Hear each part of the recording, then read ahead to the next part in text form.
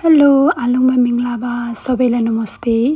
यो चाहिँ Bangkok to Myanmar part 2 blog हो है। अस्तिको ब्लगमा चाहिँ हामी ब्याङ्ककबाट म्यानमार गएको थियौँ र कसरी गएको थियौँ त्यो सबै मैले देखाएको थिएँ र हाम्रो आन्टीको घरमा डाइरेक्ट गएका थियौँ। र आज चाहिँ अब आन्टीको घरबाट हामी मेरो बस्ती हाम्रो बुढो घरमा आज हामी जाँदैछौँ। मेरो आमा हुनुहुन्छ, मेरो मम्मीको आमालाई मैले नि आमा नै भन्छु। म जहाँ जन्मे, म सानै जहाँ पले बढे, जहाँ म खेलेँ, अहिले हामी त्यहाँ जाँदैछौँ। यो चाहिँ मेरो बस्ती हो। 5 वर्षपछि आफ्नो बस्तीमा आउँदा आफ्नै बस्तीलाई नि मैले त नचिने जस्तो लाग्यो। धेरै अनौठो लाग्यो। सबै चिज बदलेछ, घर बदले, बाटो बदले, सबै बदलेछ है। पहिला त यस्तो घरहरू थिएन नि, झुब्रा झुब्रीहरू थियो। अहिले त कस्तो राम्रो भएछ नि त बस्ती पनि है।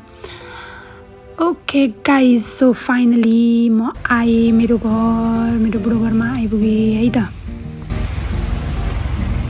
सब कुछ बदलिएछ हाम्रो बस्ती। अनौठो लागेछ सब कुछ। कहाँ आइपुगे जस्तो फिल भइरहेछ। पहिला त त्यस्तो देखिन्थेन नि आन्टी। हाम्रो बुढो घर, यो चाहिँ हाम्रो बुढो घर। आमाले ला देख्नुभयो उहाँहरू कसरी हेर्नुभयो, ससुरे गर्नुभएको छ। गङ्गा आइने भन्नुभयो वैसरी त। म आज नदले ठगिदिरहेछ नि।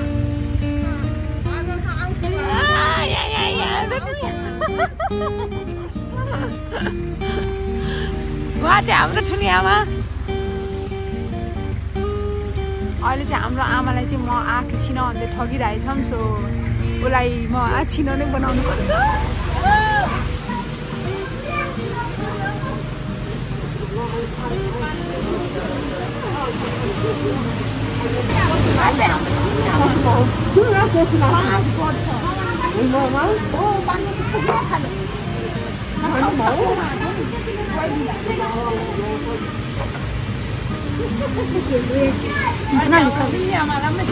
म जता जता जान्छु त्यता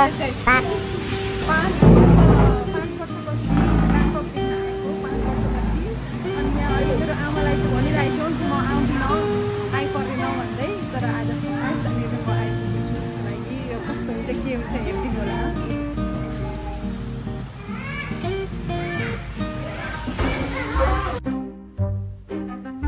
यहाँ आमाले चाहिँ मलाई बिल्कुल चिन्नुभएकै छैन। को छोरो मान्छे हो, को भइरहेछ उसको दिलमा। उसले मलाई नोटिस पनि गर्नुभएको छैन। अब म खजुक्क गएर उसको छेउमा बस्छु है। मैले केही नभने बसी हेर्छु। अझै पनि मलाई नोटिस गर्नुभएको छैन उसले।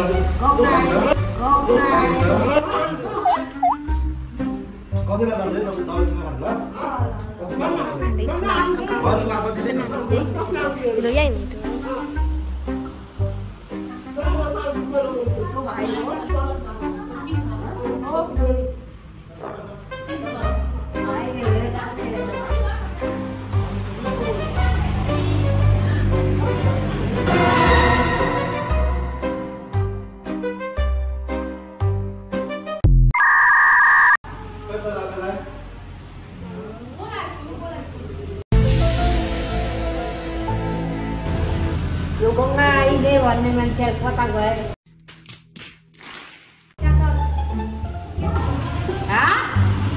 गङ्गा आइले भन्छ नै आइले।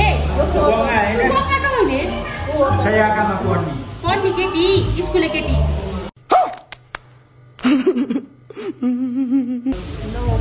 हो स्कुले केटी।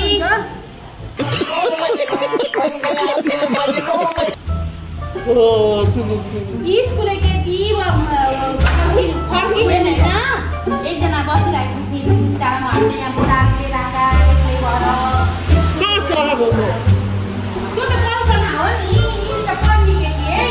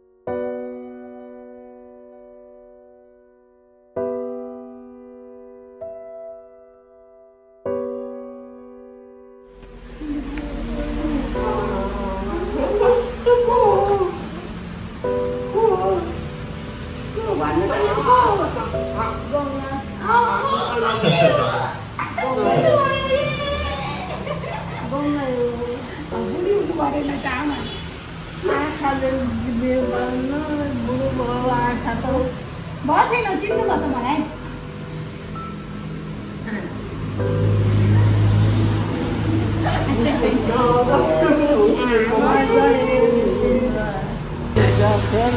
जिन्दगीमा मान्छे बसेको काम फेरि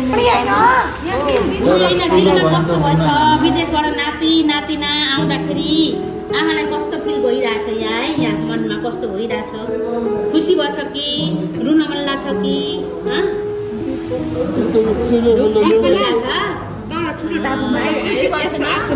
खुसी भएछ कि बसेन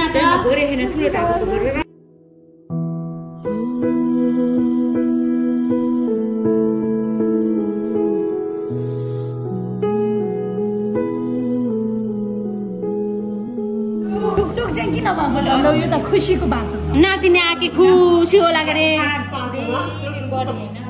खुसी मनाउने हो त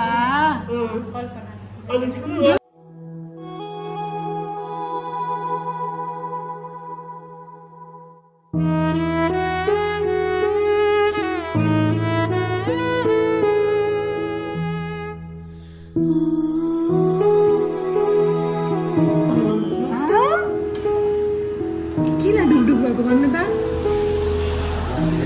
यिन खुवाउन भयो आमा क्या हो क्या खुसी हो क्या मलाई खाने केही दिनु भोक लाग्यो अरे बहुत भोक लाग्यो अरे केही खानु पर्छ होइन भात खाने बेला